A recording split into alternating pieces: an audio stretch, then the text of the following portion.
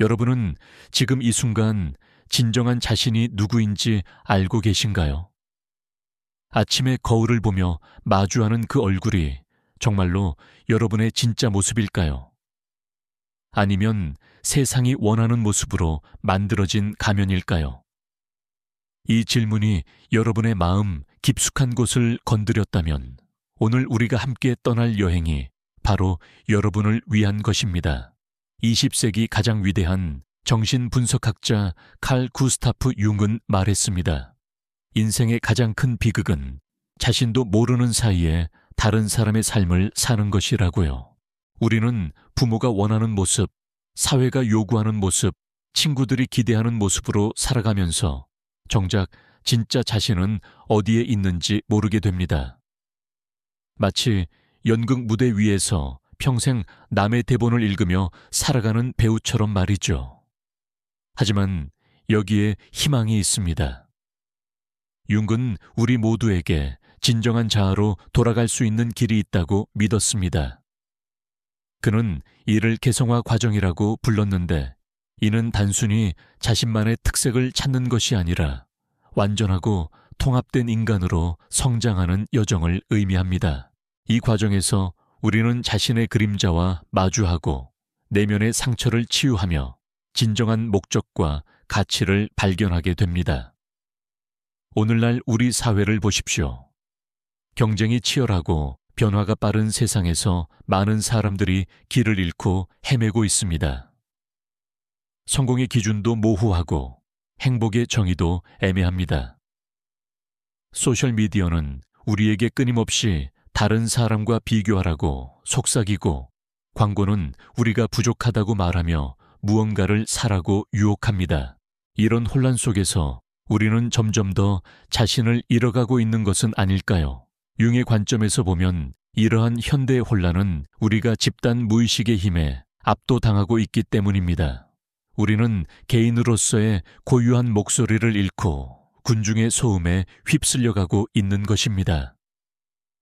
하지만 바로 이 지점에서 진정한 변화의 기회가 시작됩니다. 혼란과 고통은 종종 성장과 깨달음의 전령이기 때문입니다. 융은 우리의 정신이 두 개의 큰 영역으로 나뉜다고 보았습니다.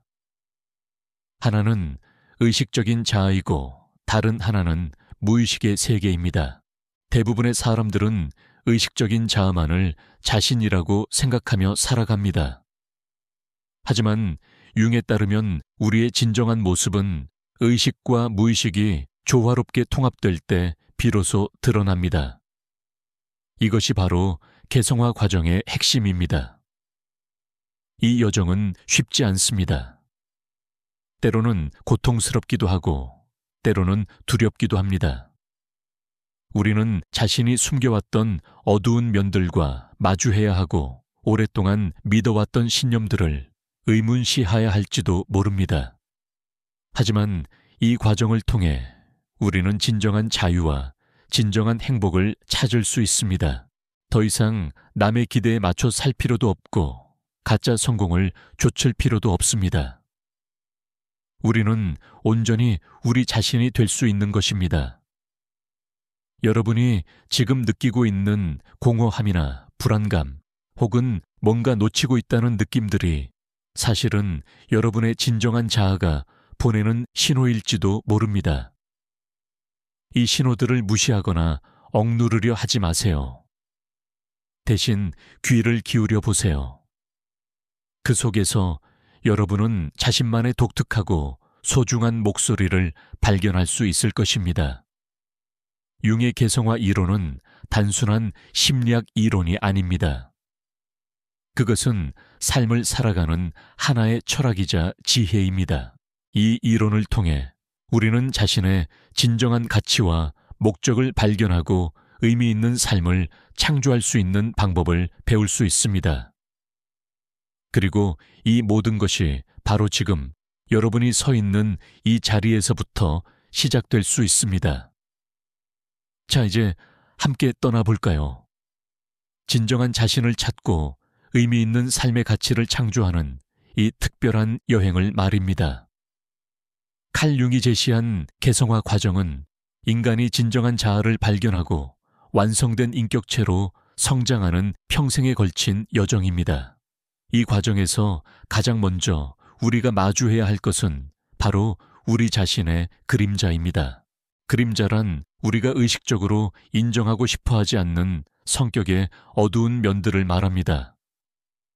우리는 모두 완벽하고 선량한 사람으로 보이고 싶어 하지만 실제로는 질투심, 분노, 욕심, 두려움과 같은 부정적인 감정들도 가지고 있습니다. 이러한 그림자를 인정하는 것이 왜 중요할까요? 융의 관점에서 보면 우리가 그림자를 부정하고 억압할수록 그것은 더욱 강력해져서 우리의 행동과 관계에 부정적인 영향을 미치게 됩니다. 예를 들어 자신의 분노를 인정하지 않는 사람은 무의식 중에 다른 사람들을 화나게 만들거나 자신도 모르게 공격적인 행동을 할 수 있습니다. 반면에 자신의 그림자를 인정하고 받아들이는 사람은 그것을 건설적으로 다룰 수 있게 됩니다. 그림자와의 만남은 종종 고통스럽습니다. 우리가 이상적으로 생각해왔던 자신의 모습이 깨지기 때문입니다. 하지만 이 과정은 진정한 성장을 위해 반드시 필요합니다. 융은 이를 어둠 속에서 빛을 찾는 과정이라고 표현했습니다. 우리가 자신의 어두운 면을 직면하고 받아들일 때 비로소 진정한 통합과 치유가 일어날 수 있는 것입니다. 현실적으로 그림자와 마주하는 방법은 무엇일까요? 먼저 우리는 자신이 다른 사람들에게서 특히 짜증나거나 화가 나는 특성들을 관찰해 볼 필요가 있습니다. 융은 우리가 다른 사람에게서 강하게 반응하는 특성들이 바로 우리 자신의 그림자와 관련이 있다고 보았습니다. 이를 투사라고 하는데 우리는 자신이 받아들이기 어려운 특성을 다른 사람에게서 보게 되는 것입니다. 예를 들어 어떤 사람이 이기적인 행동을 하는 타인을 보고 유독 화가 난다면 그것은 자신 안에도 이기적인 면이 있지만 이를 인정하고 싶지 않기 때문일 수 있습니다. 이런 인식이 처음에는 불편하고 받아들이기 어려울 수 있지만 이것이 바로 성장의 첫걸음입니다. 그림자를 인정한다고 해서 우리가 나쁜 행동을 정당화하거나 도덕성을 포기해야 한다는 뜻은 아닙니다. 오히려 그 반대입니다. 자신의 어두운 면을 인식하고 받아들일 때 우리는 그것을 더 잘 통제하고 건설적인 방향으로 활용할 수 있게 됩니다. 예를 들어 자신의 분노를 인정하는 사람은 그 에너지를 불의에 맞서거나 문제를 해결하는 동력으로 사용할 수 있습니다. 한국 사회에서는 특히 완벽함과 조화를 중시하는 문화적 특성으로 인해 그림자를 인정하기가 더욱 어려울 수 있습니다. 우리는 어릴 때부터 좋은 사람이 되라는 교육을 받으며 자라왔고 부정적인 감정이나 욕구를 표현하는 것을 부적절하다고 배웠습니다. 하지만 이러한 억압이 오히려 우리의 정신건강과 인간관계에 해를 끼칠 수 있다는 것을 융의 이론을 통해 이해할 수 있습니다. 그림자 작업의 다음 단계는 바로 아니마와 아니무스라는 개념과 관련이 있습니다. 융에 따르면 모든 남성에게는 여성적인 면인 아니마가, 모든 여성에게는 남성적인 면인 아니무스가 존재합니다. 이는 생물학적 성별과는 관계없이 우리 모두가 가지고 있는 심리적 양성성을 말합니다. 남성이 자신의 감정적이고 직관적인 면을 받아들이고 여성이 자신의 논리적이고 주장하는 면을 인정할 때 더욱 완전한 인간이 될 수 있다는 것입니다. 하지만 많은 사람들이 사회적 역할과 기대에 맞추려 하면서 자신의 내면에 있는 반대편 성별의 특성을 억압하게 됩니다. 남성은 강하고 이성적이어야 한다는 압박을 받으며 자신의 감정을 무시하고 여성은 순종적이고 배려심이 많아야 한다는 기대에 부응하려 하면서 자신의 주장을 억누르게 됩니다. 이러한 억압은 개인의 성장을 저해하고 진정한 자아 실현을 방해합니다. 융의 개성화 과정에서 중요한 또 다른 요소는 바로 원형들과의 만남입니다. 원형이란 인류가 공통적으로 가지고 있는 무의식적인 심리적 패턴들을 말합니다. 예를 들어 어머니 원형 아버지, 원형 현자, 원형 영웅 원형 등이 있습니다.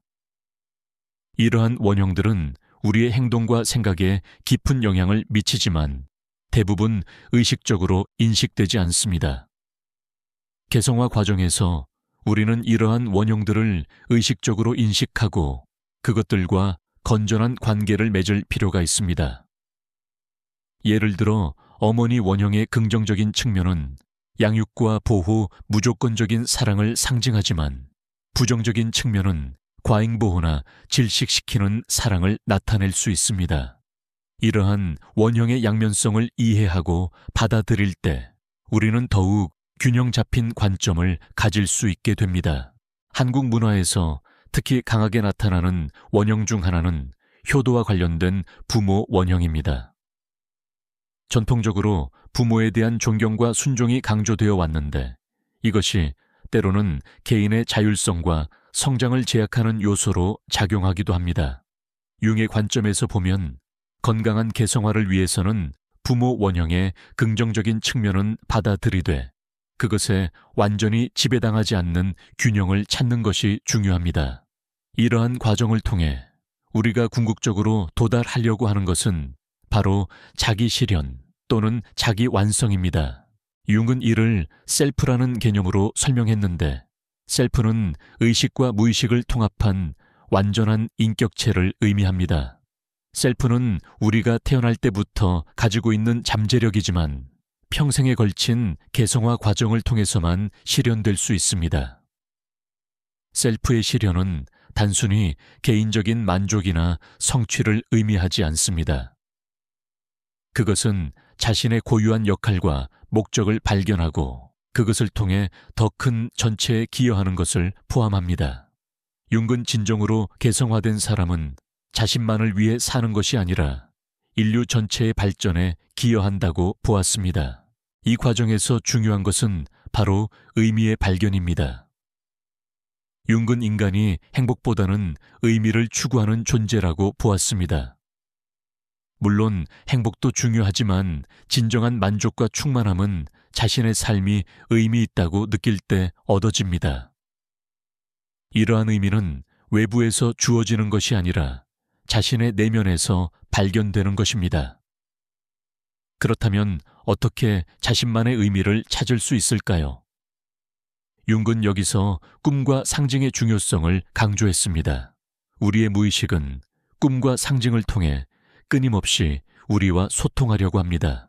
이러한 메시지들을 주의 깊게 듣고 해석할 때 우리는 자신의 진정한 욕구와 목적을 발견할 수 있습니다. 꿈 분석은 융의 분석 심리학에서 핵심적인 역할을 합니다. 융에 따르면 꿈은 단순히 억압된 욕구의 표현이 아니라 무의식이 의식에게 보내는 중요한 메시지입니다. 꿈을 통해 우리는 현재 자신이 놓치고 있는 부분들이나 발전시켜야 할 영역들을 발견할 수 있습니다. 또한 꿈은 미래에 대한 통찰과 지혜를 제공하기도 합니다. 하지만 꿈을 해석하는 것은 단순하지 않습니다. 융은 획일적인 꿈 해석을 경계했고 각 개인의 고유한 상황과 맥락을 고려한 개별적인 접근이 필요하다고 강조했습니다. 중요한 것은 꿈의 표면적인 내용보다는 그 안에 담긴 감정과 상징들이 자신에게 어떤 의미를 가지는지를 탐구하는 것입니다. 일상에서 나타나는 동시성 현상들도 개성화 과정에서 중요한 역할을 합니다. 동시성이란 의미적으로 연관되어 있지만 인과관계로는 설명할 수 없는 사건들의 일치를 말합니다. 예를 들어 어떤 문제로 고민하고 있을 때 우연히 관련된 책을 발견하거나 특정한 사람을 생각하고 있을 때 그 사람으로부터 연락이 오는 경우 등이 여기에 해당됩니다. 융은 이러한 동시성 현상들이 단순한 우연이 아니라 우리의 무의식과 외부 세계 사이에 의미 있는 연결을 나타낸다고 보았습니다. 이러한 현상들에 주의를 기울이고 그 의미를 탐구할 때 우리는 자신의 개성화 과정에 대한 중요한 통찰을 얻을 수 있습니다. 개성화 과정에서 또 다른 중요한 요소는 바로 창조적 표현입니다. 융 자신도 그림을 그리고 조각을 만들며 자신의 무의식을 탐구했습니다. 창조적 활동을 통해 우리는 말로 표현하기 어려운 내면의 경험들을 형상화할 수 있고 이를 통해 새로운 통찰과 치유를 경험할 수 있습니다. 창조적 표현은 반드시 예술적인 재능이 있어야만 가능한 것은 아닙니다. 글쓰기, 춤, 음악, 요리, 정원, 가꾸기 등 어떤 형태든 자신의 내면을 표현하고 창조하는 활동이면 충분합니다. 중요한 것은 결과물의 완성도가 아니라 그 과정에서 자신과의 만남을 경험하는 것입니다. 한국 문화에서는 전통적으로 집단의 조화와 안정을 중시해 왔기 때문에 개인의 창조적 표현이 때로는 이기적이거나 부적절한 것으로 여겨지기도 했습니다. 하지만 융의 관점에서 보면 진정한 개성화는 결국 더 큰 공동체에 기여하는 것으로 귀결됩니다. 자신의 고유한 재능과 역할을 발견하고 발휘하는 사람이야말로 사회 전체에 가장 큰 가치를 제공할 수 있는 것입니다. 개성화 과정은 또한 관계의 변화를 가져옵니다. 자신을 더 깊이 이해하고 받아들이게 되면서 다른 사람들과의 관계도 더욱 진실되고 깊어집니다. 가면을 벗고 진정한 모습으로 살아갈 때 우리는 더 이상 다른 사람들의 승인을 구하기 위해 자신을 속일 필요가 없어집니다. 대신 진정한 연결과 이해를 바탕으로 한 관계를 맺을 수 있게 됩니다.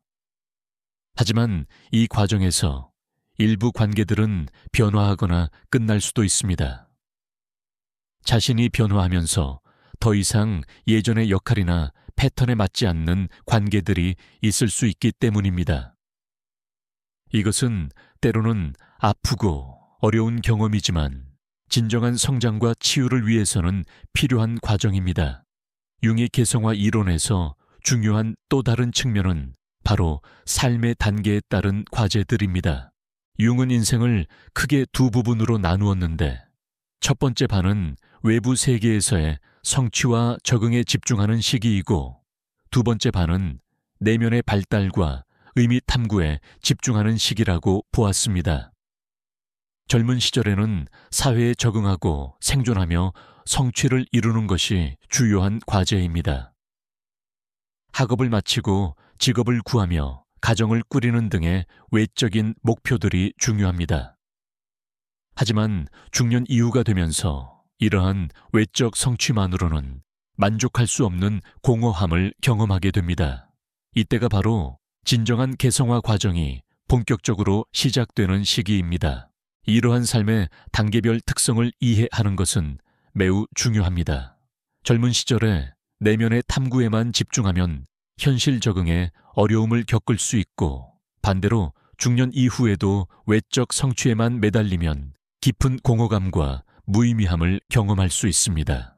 융은 각 시기에 맞는 적절한 과제에 집중하는 것이 건강한 발달을 위해 필요하다고 보았습니다. 특히 한국 사회에서는 경쟁이 치열하고 성취 압박이 큰 환경으로 인해 많은 사람들이 외적 성취에만 집중하다가 중년의 위기를 더욱 심각하게 경험하기도 합니다. 융의 이론을 통해 이러한 중년의 위기가 사실은 더 깊은 성장과 의미 탐구로 나아가기 위한 자연스러운 과정임을 이해할 수 있습니다. 개성화 과정에서 만나게 되는 또 다른 중요한 요소는 바로 고통과 위기입니다. 융은 고통을 피해야 할 것이 아니라 성장의 기회로 보았습니다. 우리가 경험하는 갈등, 상실, 실패, 질병과 같은 어려움들은 종종 새로운 깨달음과 성장의 계기가 됩니다. 이는 고통을 찬양하거나 불필요하게 추구해야 한다는 의미는 아닙니다. 다만 피할 수 없는 고통을 경험할 때 그것을 단순히 불운이나 재앙으로만 보지 않고 자신을 더 깊이 이해하고 성장할 수 있는 기회로 받아들일 수 있다는 뜻입니다. 융은 상처받지 않은 치료자는 치료할 수 없다고 말했는데 이는 고통을 통해 얻은 지혜와 공감 능력이 얼마나 소중한지를 보여줍니다. 한국 사회에서는 전통적으로 인내와 참을성을 미덕으로 여겨왔습니다. 하지만 때로는 이러한 문화적 특성이 필요한 변화를 지연시키거나 진정한 문제 해결을 방해할 수도 있습니다. 융의 관점에서 보면 고통을 무조건 참고 견디는 것보다는 그 고통이 우리에게 무엇을 말하려고 하는지를 듣는 것이 더 중요합니다. 개성화 과정에서 핵심적인 역할을 하는 것 중 하나는 바로 내적 대화입니다. 우리는 모두 마음속에서 끊임없이 자신과 대화를 나누고 있습니다. 때로는 자신을 격려하기도 하고, 때로는 비판하기도 합니다. 이러한 내적 목소리들을 의식적으로 관찰하고 대화하는 것이 개성화에 큰 도움이 됩니다. 윤근 액티브 이매지네이션이라는 기법을 통해 무의식의 내용들과 적극적으로 소통할 것을 제안했습니다. 이는 상상을 통해 무의식의 인물들이나 상황들과 대화를 나누는 방법입니다. 예를 들어 반복되는 꿈에 나오는 인물과 대화를 시도하거나 자신이 두려워하는 상황을 상상 속에서 마주해보는 것입니다. 이러한 기법은 처음에는 이상하게 느껴질 수 있지만 정기적으로 실천하다 보면 자신의 내면에 대한 깊은 통찰을 얻을 수 있습니다. 중요한 것은 이 과정에서 나타나는 모든 것들을 판단하지 않고 열린 마음으로 받아들이는 것입니다. 개성화 과정에서 또 다른 중요한 측면은 바로 집단과 개인 사이의 균형입니다. 융은 건강한 개성화가 개인주의나 이기주의를 의미하지 않는다고 강조했습니다. 오히려 진정으로 개성화된 사람은 자신의 고유한 역할을 통해 집단에 더 큰 기여를 할 수 있게 됩니다. 한국 사회에서는 특히 집단의 조화와 소속감을 중시하는 문화가 강합니다. 이러한 문화적 가치는 분명히 소중하지만 때로는 개인의 고유성과 창조성을 억압하는 요소로 작용하기도 합니다. 융의 관점에서 보면 진정한 조화는 획일성에서 나오는 것이 아니라 각자의 독특함이 조화롭게 어우러질 때 달성됩니다. 이는 마치 오케스트라와 같습니다. 모든 악기가 같은 소리를 내면 아름다운 음악이 만들어지지 않습니다. 각 악기가 자신의 고유한 소리를 내면서도 전체적인 조화를 이룰 때 진정으로 아름다운 음악이 탄생하는 것입니다. 개인과 사회의 관계도 마찬가지입니다. 개성화 과정에서 만나게 되는 중요한 도전 중 하나는 바로 완벽주의입니다. 많은 사람들이 완벽한 사람이 되어야 한다는 강박에 시달립니다. 하지만 융의 관점에서 보면 완벽함을 추구하는 것보다 완전성을 추구하는 것이 더 중요합니다. 완벽함은 결함이 없는 상태를 의미하지만 완전성은 모든 면을 받아들이고 통합한 상태를 의미합니다. 이는 자신의 약점이나 한계를 부정하거나 감추려 하지 않고 그것들도 자신의 일부로 받아들이는 것을 뜻합니다. 실제로 우리의 약점이나 상처는 종종 가장 큰 성장과 지혜의 원천이 되기도 합니다. 융은 우리의 상처가 바로 우리의 재능이 흘러나오는 곳이라고 표현했습니다. 개성화 과정에서 중요한 또 다른 요소는 바로 시간에 대한 관점의 변화입니다. 현대 사회는 빠른 속도와 즉각적인 결과를 추구합니다. 하지만 진정한 성장과 변화는 시간이 걸리는 과정입니다. 윤근 개성화를 평생에 걸친 여정이라고 보았으며 서두르거나 강요할 수 있는 것이 아니라고 강조했습니다. 이러한 관점은 특히 성과와 효율을 중시하는 현대 사회에서 중요한 의미를 가집니다. 우리는 자신의 성장과 변화에도 마감 시간을 정하고 목표를 설정하려고 하지만 진정한 개성화는 그런 식으로 일어나지 않습니다. 오히려 인내심을 가지고 자연스러운 리듬을 따라갈 때 진정한 변화가 일어납니다. 융의 개성화 이론에서 또 다른 핵심적인 개념은 바로 대극의 통합입니다. 우리는 보통 선과 악빛과 어둠 강함과 약함 같은 대립하는 것들을 분리해서 생각합니다. 하지만 융은 이러한 대극들이 실제로는 하나의 전체를 구성하는 상보적인 요소들이라고 보았습니다. 예를 들어 선함과 악함을 완전히 분리해서 생각하는 사람은 자신의 어두운 면을 인정하지 않으면서 동시에 진정한 선함도 달성할 수 없습니다. 반면에 자신 안의 어둠을 인정하고 받아들이는 사람은 더욱 깊이 있고 진정한 선함을 실현할 수 있게 됩니다. 이러한 대극의 통합은 단순히 중간 지점을 찾는 것이 아닙니다. 그것은 양쪽 극단을 모두 포함하면서도 그 너머에 새로운 차원을 창조하는 것입니다.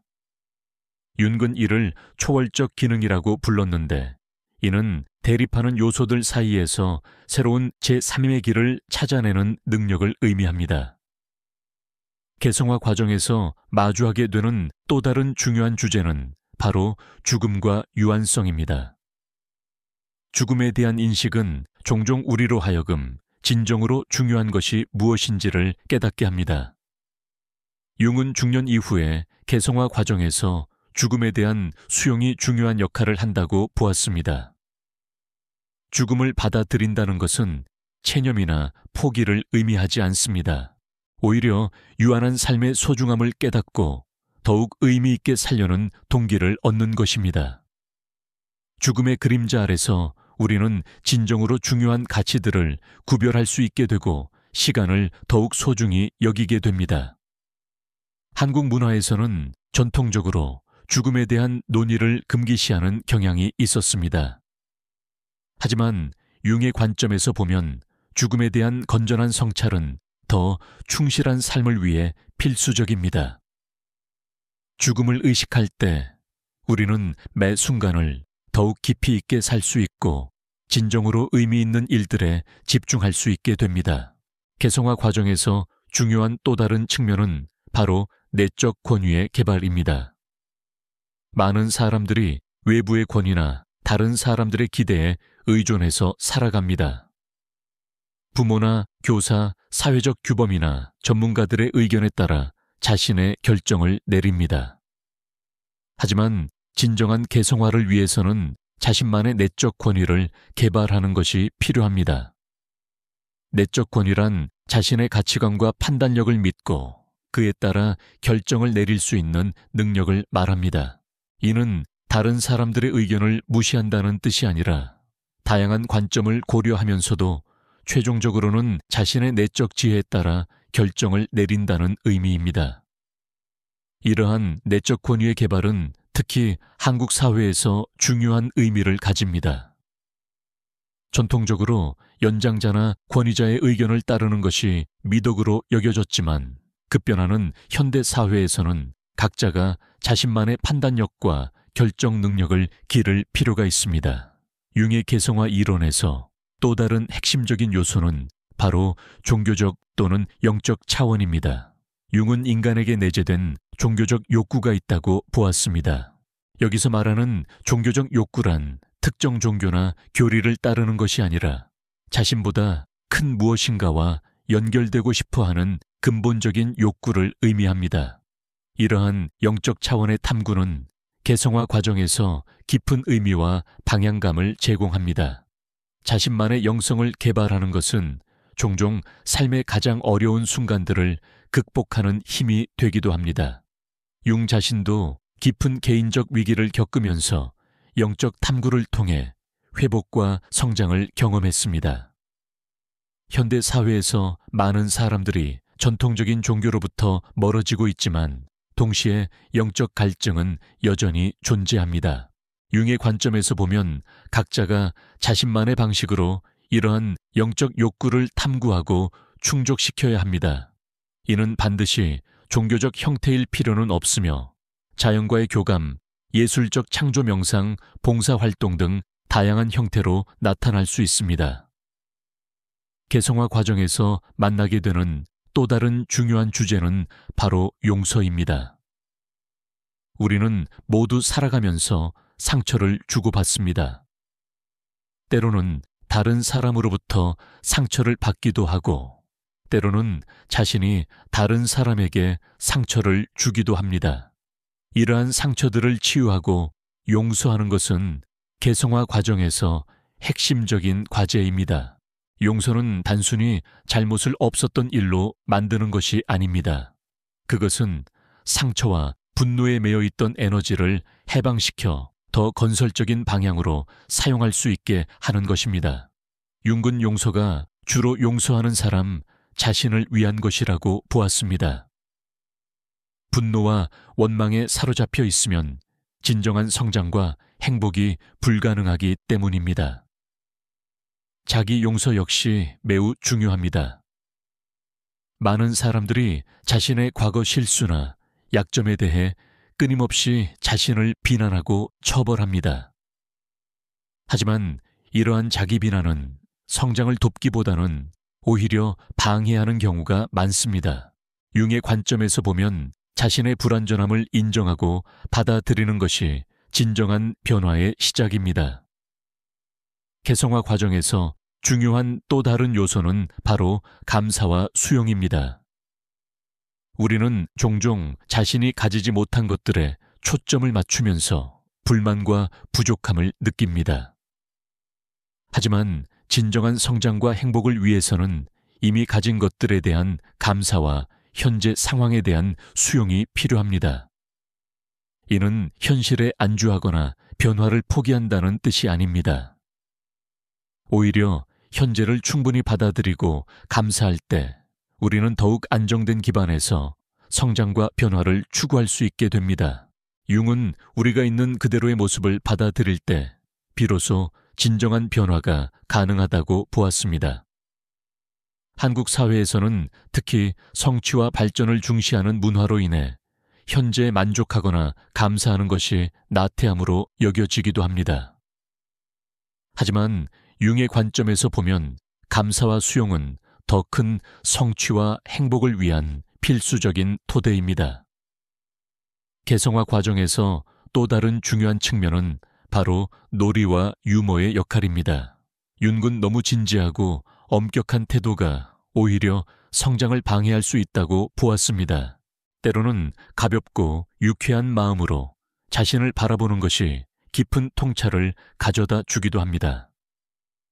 놀이는 우리의 창조적 에너지를 해방시키고 새로운 관점을 제공합니다. 아이들이 놀이를 통해 세상을 배우듯이 어른들도 놀이를 통해 새로운 가능성들을 탐구할 수 있습니다. 융 자신도 돌을 쌓고 그림을 그리며 놀이를 통해 자신의 무의식을 탐구했습니다. 유머 역시 중요한 치유의 도구입니다. 자신의 문제나 약점에 대해 건전한 유머를 가질 수 있다는 것은 그것들로부터 어느 정도 거리를 둘 수 있게 되었다는 것을 의미합니다. 이러한 거리감은 문제를 더 객관적으로 바라보고 해결책을 찾는 데 도움이 됩니다. 개성화 과정에서 만나게 되는 또 다른 중요한 주제는 바로 사랑과 관계입니다. 융은 진정한 사랑이 두 개의 완전한 개체 사이에서 일어난다고 보았습니다. 즉, 자신을 충분히 알고 사랑하는 사람만이 다른 사람을 진정으로 사랑할 수 있다는 것입니다. 많은 사람들이 관계를 통해 자신의 부족함을 채우려고 합니다. 하지만 이러한 의존적인 관계는 종종 갈등과 실망을 가져옵니다. 반면에 개성화 과정을 통해 자신만의 완전성을 발견한 사람은 상대방에게 의존하지 않으면서도 깊은 사랑과 연결을 경험할 수 있습니다. 이는 독립성과 연결성의 균형을 의미합니다. 진정한 친밀감은 두 사람이 각자의 개성을 유지하면서도 깊이 연결될 때 달성됩니다. 융은 이러한 관계를 두 개의 원이 겹치는 것에 비유했는데 각자의 독특함을 유지하면서도 공통된 영역을 공유하는 것입니다. 개성화 과정에서 또 다른 핵심적인 요소는 바로 직관의 개발입니다. 현대사회는 논리와 이성을 중시하지만 융은 직관 역시 중요한 인식 능력이라고 보았습니다. 직관은 의식적인 분석과 추론을 거치지 않고도 전체적인 통찰을 얻는 능력입니다. 많은 중요한 발견과 창조는 직관을 통해 이루어졌습니다. 과학자들의 영감, 예술가들의 창조적 순간, 일상에서의 중요한 결정들이 종종 직관에 의해 이루어집니다. 융근 개성화 과정에서 이러한 직관적 능력을 개발하고 신뢰하는 것이 중요하다고 강조했습니다. 직관을 개발하는 방법 중 하나는 바로 침묵과 성찰의 시간을 갖는 것입니다. 끊임없는 정보와 자극에 노출된 현대인들에게는 조용히 내면의 목소리를 들을 수 있는 시간이 필요합니다. 명상 산책, 자연과의 교감 등을 통해 우리는 직관적 지혜에 접근할 수 있습니다. 개성화 과정에서 또 다른 중요한 측면은 바로 균형의 중요성입니다. 윤근 건강한 개성화가 극단을 피하고 균형을 추구하는 것이라고 보았습니다. 이는 모든 면에서 중간 지점을 택한다는 뜻이 아니라 상황에 따라 적절한 반응을 보일 수 있는 유연성을 의미합니다. 예를 들어 때로는 강해야 할 때가 있고 때로는 부드러워야 할 때가 있습니다. 때로는 혼자 있는 시간이 필요하고 때로는 다른 사람들과 함께하는 시간이 필요합니다. 개성화된 사람은 이러한 다양한 면들을 상황에 맞게 적절히 표현할 수 있는 사람입니다. 한국 사회에서는 특히 일과 삶의 균형이 중요한 이슈가 되고 있습니다. 전통적으로 근면과 성취를 중시해온 문화에서 이제는 개인의 행복과 웰빙도 중요하게 여겨지고 있습니다. 융의 관점에서 보면 이러한 균형은 단순히 시간을 나누는 것이 아니라 삶의 전체적인 조화를 추구하는 것입니다. 개성화 과정에서 만나게 되는 또 다른 중요한 주제는 바로 변화에 대한 태도입니다. 많은 사람들이 변화를 두려워하고 안전한 현상 유지를 추구합니다. 하지만 융근 변화가 생명의 본질이며 개성화는 지속적인 변화와 성장의 과정이라고 보았습니다. 이는 무작정 변화를 추구한다는 뜻이 아닙니다. 오히려 변화에 대한 건전한 태도를 개발하는 것을 의미합니다. 즉, 필요한 변화는 용기 있게 받아들이고 지켜야 할 가치들은 유지하는 지혜를 기르는 것입니다. 현대 사회의 급속한 변화 속에서 많은 사람들이 불안과 혼란을 경험합니다.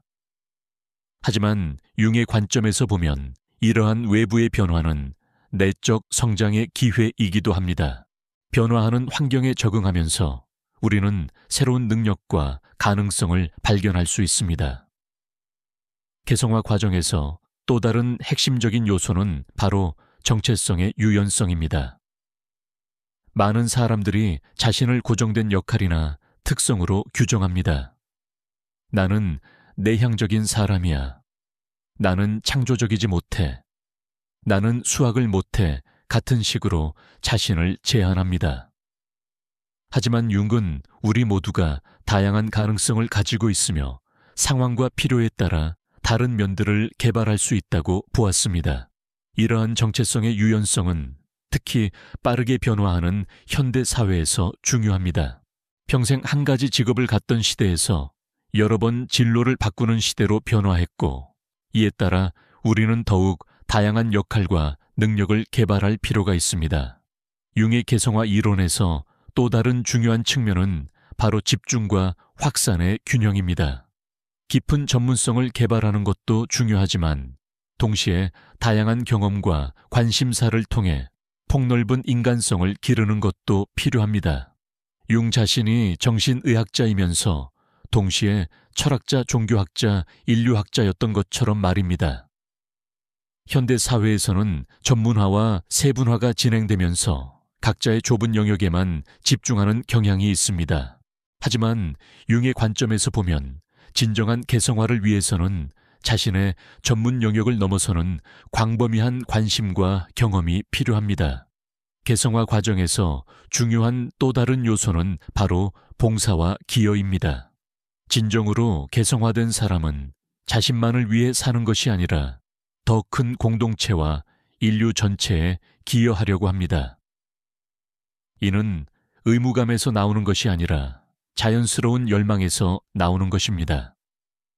자신의 진정한 재능과 역할을 발견한 사람은 그것을 통해 세상에 긍정적인 영향을 미치고 싶어 합니다. 이러한 기여는 거창한 형태일 필요가 없습니다.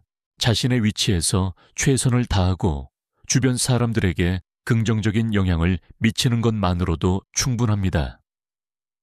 융의 개성화 이론에서 또 다른 핵심적인 개념은 바로 동조성과 차별성의 균형입니다. 우리는 사회의 일원으로서 어느 정도의 동조성이 필요하지만 동시에 자신만의 독특함도 유지해야 합니다. 너무 동조적이면 개성을 잃게 되고 너무 차별적이면 사회적 고립을 경험하게 됩니다. 한국 사회에서는 특히 동조성이 강조되어 왔습니다. 튀지 않기, 남들과 다르지 않기가 미덕으로 여겨져 왔습니다. 하지만 개성화의 관점에서 보면 적절한 차별성도 건강한 발달을 위해 필요합니다. 중요한 것은 반항을 위한 반항이 아니라 진정한 자신의 목소리를 내는 것입니다. 개성화 과정에서 만나게 되는 또 다른 중요한 주제는 바로 나이와 성숙에 대한 관점입니다.